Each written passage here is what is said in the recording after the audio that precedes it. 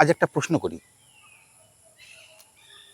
যে বারুইপুরে ঘটনাটা ঘটে গেল, সেই শিশুটির নাম আমরা সবাই জানি, তার পরিচয় সবাই জানি, কিন্তু এটা কি নিছক একটা ঘটনা নাকি অন্য কিছু? এই ঘটনা বারবার কেন ঘটছে আমাদের পশ্চিমবঙ্গে?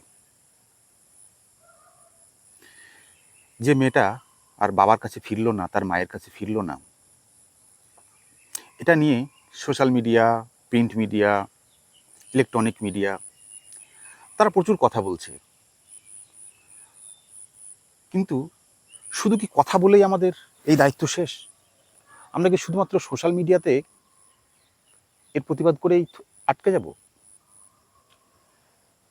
আমি কোনো রাজনৈতিক দলের হয়ে কথা বলতে এখানে আসিনি।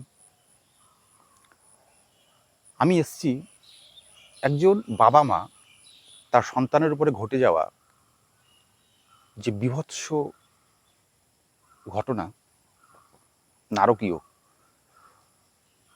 এটা থামবে কবে?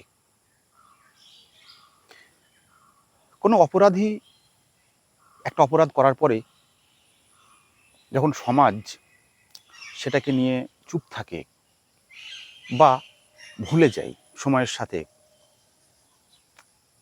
এটা আরও কঠিনতম একটা অপরাধ। আমরা দেখেছি এর আগে আরজি কর নিয়ে, কামদুনি দেখেছি, এরকম হাজারো ঘটনা। আমার পুলিশ প্রশাসন, আইন ব্যবস্থা এগুলোর উপরে যথেষ্ট আস্থা আছে এবং আমি মনে করি তারা তাদের কাজ করবেন, আইনের পথে চলবে। কিন্তু আরও কঠোর কিছু প্রয়োজন। এই ঘটনা বারবার মেনে নেওয়া যায় না। আজকে যদি এখান থেকে আমরা শিক্ষা না নিই, তাহলে আজকে বারুইপুর, কালকে আমরা অন্য কোনো জেলাতে গিয়ে ট্রেন্ড করব। এখান থেকে শিক্ষা নিতে হবে, একটা সামগ্রিক বোধোদয় সমাজের মধ্যে আনতে হবে। শুধুমাত্র সরকারকে দোষ দিয়ে, রাজনীতিকে দোষ দিয়ে, আইন ব্যবস্থাকে দোষ দিয়ে এই সমস্যার সমাধান হবে না। একটা সমাজের সর্বস্তরের মানুষের মধ্যে এ বিষয়ে সচেতনতা আনা প্রয়োজন এবং যারা এই ধরনের নারকীয় ঘটনার সাথে যুক্ত, তাদের দৃষ্টান্তমূলক শাস্তি, এটাও প্রয়োজন। পাশাপাশি আমরা এখন নানা দিকে উন্নয়নের কথা শুনছি।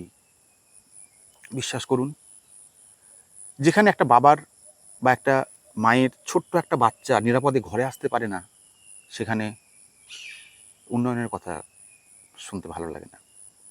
উন্নয়ন প্রয়োজন, কিন্তু তার আগে প্রয়োজন একটা ছোট্ট বাচ্চা, তার নিরাপত্তা, প্রত্যেকটা মানুষের নিরাপত্তা। যদি এটা আমরা অ্যাসিওর করতে না পারি, তাহলে আগামীতে আমাদের হয়তো অন্য জায়গায় কিছু দেখতে হবে, অন্য ঘটনা। এটা কোনো মতেই কাম্য নয়।